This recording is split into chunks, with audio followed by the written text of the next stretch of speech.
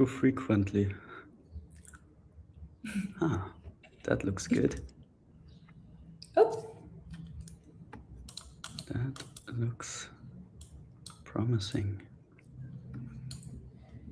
Okay, I think we are live. Hello, Laurin, how are you? Pretty good.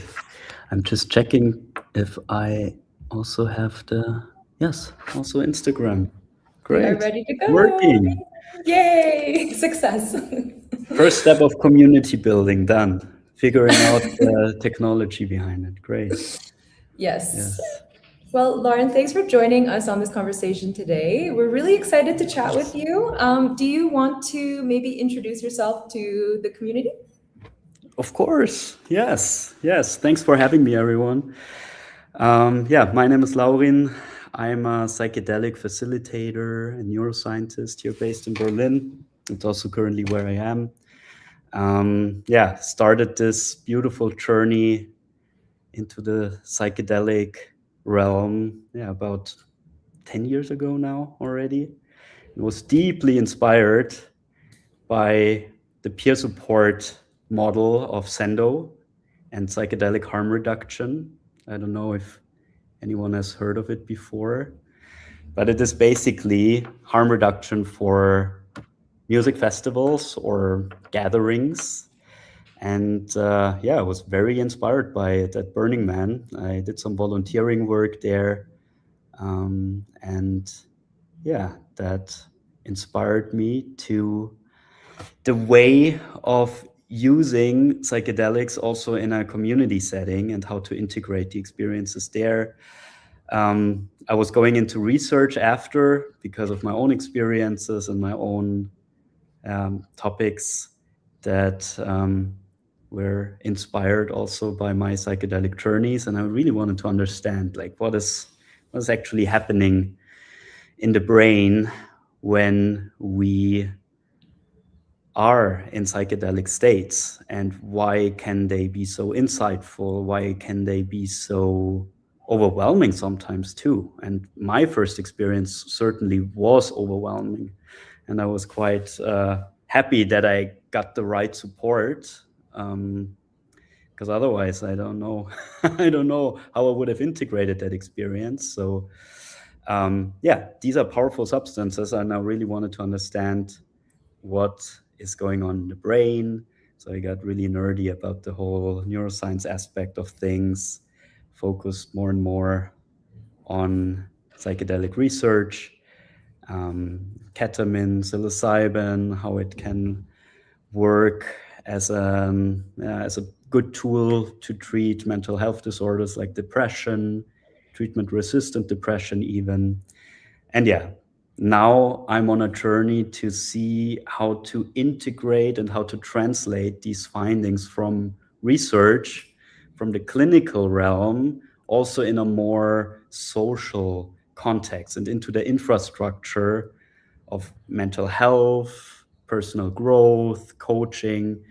And I'm a psychedelic facilitator myself. I work with clients one-on-one, with couples, small groups, really have a strong focus on preparation and integration. And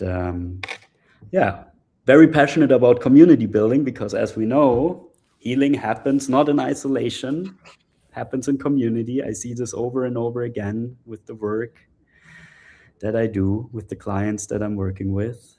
It's very important to be held after an experience, to talk about it, to reflect. Everyone has their unique gifts to share, and this can only happen when we have community. And that's sometimes the missing piece, especially when we look at the current infrastructure. So that's why I'm super happy that we can talk about this, Swati, and that we're building this community, because it is needed. So thanks for having me. Well, thanks for sharing all of that. I mean, it sounds like you were brought into this work in a very organic way, and it was almost kind of meant to be, you had that really challenging experience and you went through so many, I guess, probably you had a lot of questions, just trying to navigate all of that for yourself. And then you ended up in this position. And so I actually do have a question. Yes. Without giving away too much or being too personal, I'm curious to know what that experience was, because I think we dance around the psychedelic experiences a lot. We talk about these things in very conceptual ways, but they're very real. They're very physical, emotional. They can be very intense. So I'm curious to hear your thoughts on what was it, without, as much as you feel comfortable sharing, and then how did you actually get over that? Oh yeah. It's a great question. And actually I'm just going live also on my Instagram. So hello everyone, also from my end.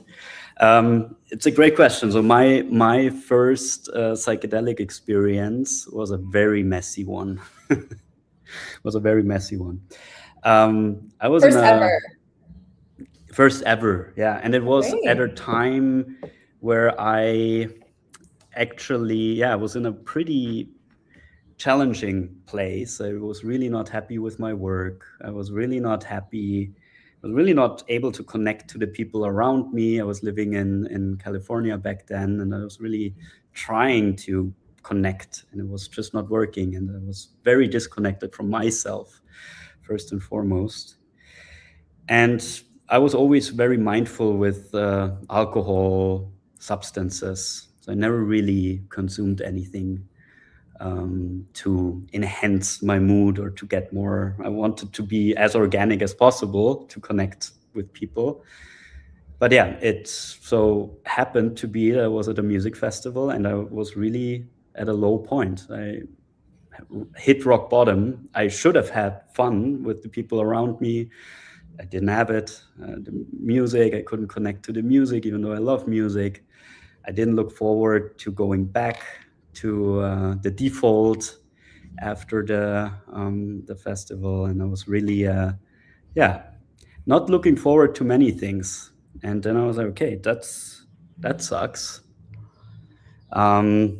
And then there was a person walking around handing out LSD tabs. And back then, I didn't really even know what that is. Like the small, tiny tab of LSD.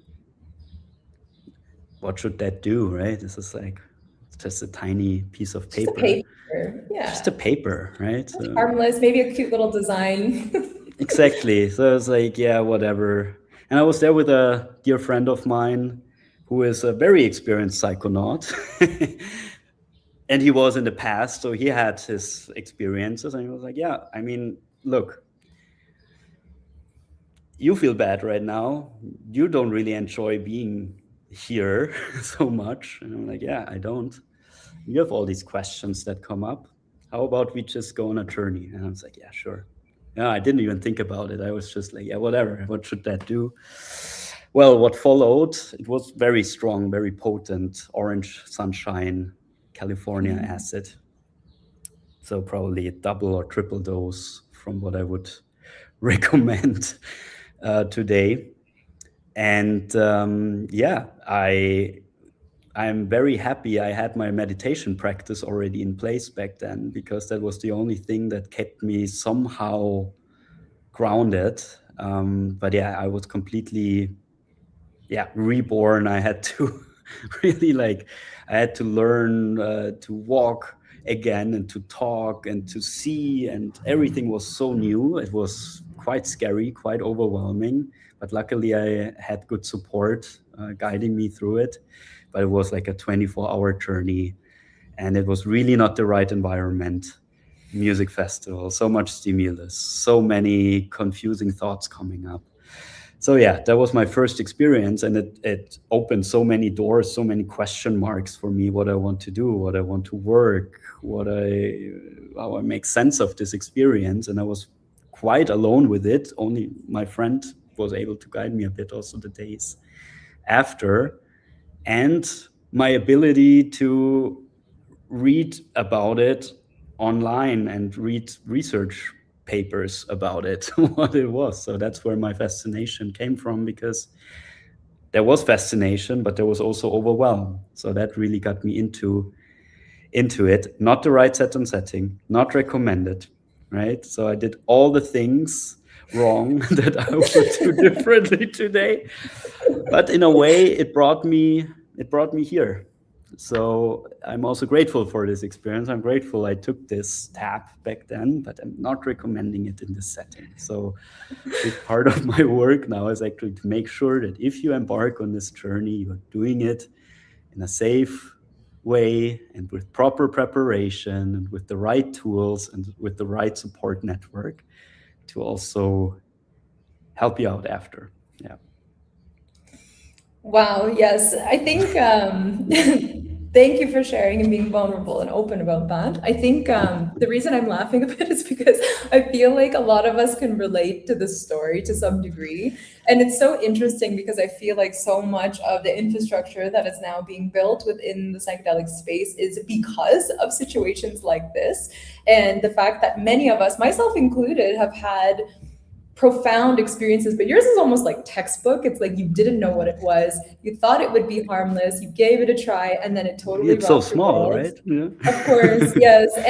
There's a lot of people that can relate to this. And so the thing that I'm really fascinated by is how you've now been able to build this career focus and trajectory for yourself based on your kind of cumulative psychedelic experiences over the course of years and learning about them, and now you have the safeguards in place. And so I'm curious to know, like, more specifically from your perspective, what is it that you feel as though the infrastructure requires so that this doesn't happen to other people? Yeah, that's a very good question. And infrastructure is a very important topic that I'm more and more passionate about because it talks about so many different angles, right? What we need the right providers, we need the right even legal status at some point, hopefully, right? These are all elements that I would count as infrastructure, but then we also need the right support network, and community is a very big part of it. And that's sometimes the one thing that is overlooked most, right? Because we talk about the experience so much. We talk about the clinical use. We talk about the use for certain mental health disorders.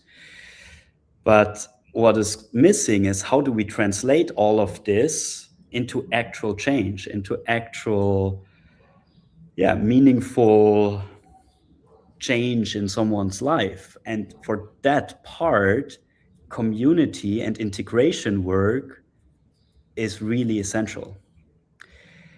And that's part of the infrastructure that's currently very much unavailable, if we look around. So what I see in my practice as well, on the one hand, I see lots of people, they come back from a psychedelic experience that they had, in a traditional way. Maybe they had an ayahuasca experience in a group setting somewhere on their travels.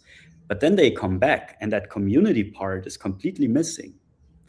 And especially something like a substance or an experience like ayahuasca needs to be integrated carefully in a communal setting. That's the part that's most of the times missing, especially in the Western world where we live in, where this is really, we live in isolation quite a lot. Yeah? We work in front of our computer.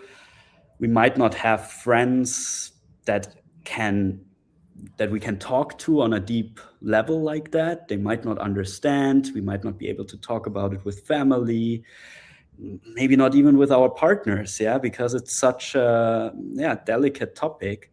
So who is out there that can support us in this, to translate, to talk about the challenges that arise from this experience? And that's part of the infrastructure that's missing in many cases.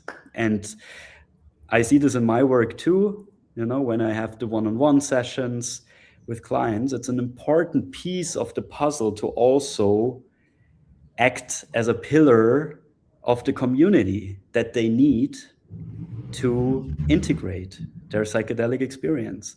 And that's why my role is less a role of a clinical therapist and something more on the intersection between therapy and coaching, right? Because a coach is way more hands-on. You can reach him or her, you can have these conversations, you can reflect on things. And I feel like that's the type of support that's sometimes needed to integrate these experiences. So yeah, talking about infrastructure, community is an important piece of that infrastructure. Yes, definitely. And so you're mentioning that you feel as though the coaching piece has like more of this quote unquote hands-on component. So what does that actually look like? I'm genuinely curious about Mhm. how that plays out in comparison to traditional talk therapy or different therapeutic modalities. Yeah, yeah, it's a very good question. And I mean, if we look at the very traditional frameworks for therapy, they are a bit more guarded, and the topics you talk about, it's a bit more, there are stricter boundaries around it, how you relate to the client, how you honor certain boundaries, and that's all important, right? But at the same time, who is it protecting? Is it protecting the therapist? Is it protecting the client? Many of these limitations that we have in therapy are to protect the therapist, which is fair enough. But that's sometimes exactly that element that makes it hard to connect on a human to human level. And that's exactly the type of connection that I feel is needed when you work with psychedelic states, because you're not in this hierarchical position of, I'm the therapist, I'm reflecting in a certain way based on the school that you're trained in. But there's always this hierarchy involved a little bit, right? And I try to remove that hierarchy as much as possible, right? We are all just humans. We all have our stories. We all have our struggles. And it just happens to be that I'm sitting here and can provide something that's hopefully helping you, right? But there is not this hierarchical element there. And lots of the clients that I work with, they have tried more traditional therapeutic modalities and wasn't working because their system was just not opening up to that hierarchical feeling that they had, with very strict boundaries, with very strict ways of relating. So my approach is a bit more on eye level in a way, right? Just talking about things that come up. Sometimes I share even a personal note, that might be relevant. And then I also offer to stay in touch in between sessions, right? That's also something that in traditional therapy rooms probably would not be available like that as much. So we have a therapy chat or a WhatsApp chat where you can also drop a voice message when things come up, or you can reflect on something that we can talk about in the next session, or I might be able to reply. It's a little bit more connection on a human level, I would say, not only on the representing the therapy role. Okay, that's awesome. I mean, thank you for explaining that because I think this is a really important conversation to have. Yeah. And that kind of leads me into this topic of the importance of community, obviously, and like how somebody like you in your role, when you're operating in a community space, like for example, we are launching our States of Mind community, and it's a place where you can go, you can have your questions answered, you can engage with Laurin, who's going to be managing and facilitating in the community space. So I think it's actually quite important to kind of distinguish this relationship layer in a way, because it's like people are going there and it's a space that they can feel like they can confide in a friend almost in a way that has expertise and training and a background versus this just kind of like this like doctor patient relationship, which is kind of interesting. Exactly. Yeah, exactly. Yeah. And that's what we want to establish, right? Really a space where all the questions are welcome. We can talk about experiences, and we all have our unique gifts and experiences and expertise that we love to bring in. And that's community, right? We all have our unique gifts and we can all benefit from the experience that someone else has and shares. and we can all also give some feedback or give some thoughts to it, right? It's like, oh, that helped me when I was in a similar situation 2 years ago. I started, doing meditation or started this yin yoga habit routine. Maybe you can look into that. So these are all things that should be facilitated somehow. And of course, there needs to be a little bit of structure around it. And we talked about this earlier, how that structure looks. Yeah, I mean, we open the space so interaction can happen more freely, and we would do that with AMA fireside chats where you can just drop in, come with a question you might be having based on your experience or based on something that is challenging for you right now, and then we will look at that together. And maybe I have something that is relevant that might be helpful, maybe someone else from the community has something that we can then bring in and evaluate together. So that's the idea behind it, that we really have this space to talk about things, to ask questions. And I believe that this is an important element when we have more people opening up to psychedelic ways of healing. Yeah. Yes, I agree with that. And I think about the concept of, one-on-one therapeutic approaches or coaching approaches versus working in a community space. And so I'm curious to know your thoughts of like where is a one-on-one session more appropriate for somebody, and where is a community space more appropriate, and how do people navigate the two? Yeah, yeah. Well, it's always a very individual assessment also, or a question where you need to know a little bit about yourself and how your nervous system works in order to answer this question properly, because everyone is different there. So for instance, me personally, for me, it's hard to open up and to feel comfortable in a community setting, especially if I don't know the people. Right. So there's also another distinction. Is it a community space, or is it a group retreat where you know the people already? Or is it a group retreat where you don't know the people? That's a big difference.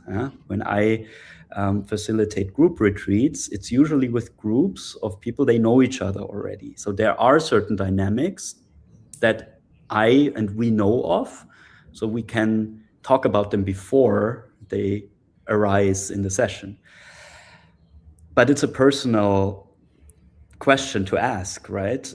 I found out for myself, I feel most comfortable in a one-on-one setting. And lots of the clients that I work with, whenever we have the preparation sessions, we find out that this is actually also the most supportive container for their topics, especially to begin with.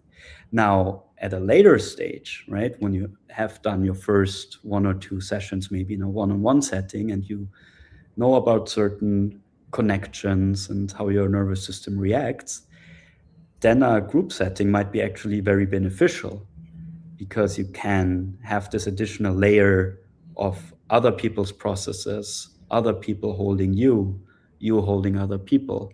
And that in itself can be a new layer to your healing as well.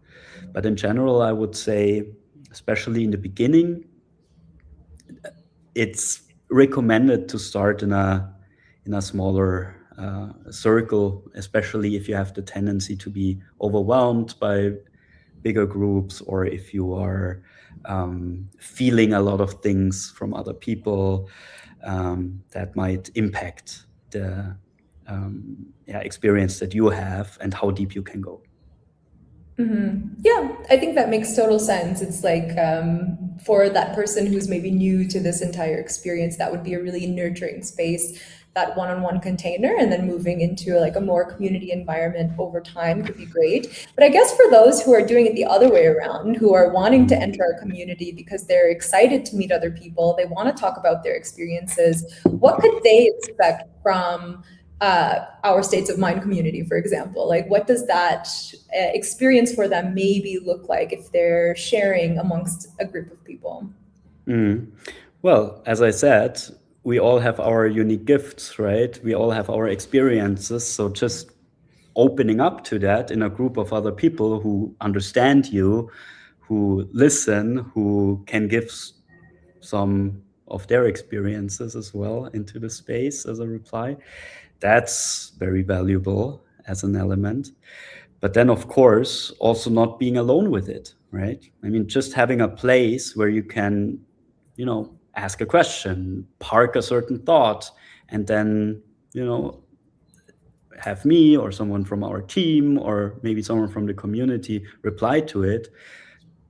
This element alone can be very helpful, and it's not something that would impact your other relationships, right? For instance, some questions you might not want to open that door with your friend because they might be worried, or they might be, unnecessarily, maybe you might not want to share it with them. And our community is a more of a neutral ground for this, right? And that in itself can be very beneficial. And and also there's so much out there, so many news around psychedelics, so many opportunities, so many different retreats and offerings, might be very confusing. So having a space to also ask questions around that, is it the right thing for me now, or what do I actually need? Is there a recommendation? Like, it's just a little bit like we can reflect on things together, based on where you are. Yeah. Yes, I think it's great. I mean, I'm really excited for us to start these community gatherings and conversations. And so, just letting everybody who's watching know that we do have these sessions coming up very soon with Laurin. As early as next week, we are going to start facilitating these conversations as a group. You can come to the States of Mind community at www.statesofmind.com. You can click join the community in the top right corner, sign in, and we are going to prepare these sessions with lovely Laurin. Yes. Yeah, it's gonna be cozy. It's gonna be cozy. Get a tea Yes. ready, bring a good question, and we can really dive in. It's, I think, a topic that is so close to our heart, and it's really good to bring it together and talk about it more. It's needed. Yeah. Yes. It has And been with suppressed for way too long. Exactly. And speaking about it with somebody who really has been through that experience, who knows, who has had their own trajectory, I think is such a valuable asset. I think generally people are deep in the Reddit forums and they're trying to find out answers, and they're hearing anonymous, people answering. We don't know how honest those reflections are. We don't know whether they're safe for us to follow. And so I think this is a really great approach. So really looking forward to this, Laurin. Is there anything else that you want to share about the importance of community, or just your general reflections and sentiments towards healing in community spaces? Yeah, I mean, as I said, I think it's a very important part of the infrastructure, and we keep on talking about the legalization, and that's all super important, of course. But if we don't have the right infrastructure for this, then hopefully soon legal modality to fit in, then it's not gonna serve as well as it could, right? So we can now work on that infrastructure by talking about it, by opening up the community. And it will be an important piece of the puzzle to work with psychedelics also legally soon. Yes. More on that soon. Stay tuned. But yes, very exciting stuff. Amazing. Well, thank you so much, Laurin. It was very nice to chat with you. And do you have maybe you can share some of your socials if anybody wants to learn more about you? Oh yeah, it's Laurin himself on Instagram, and then there's everything is added there. So, amazing. Yeah. Great. Okay. Awesome. Have a good one. Thanks, Swati. So good to speak to you, and see you soon. See you.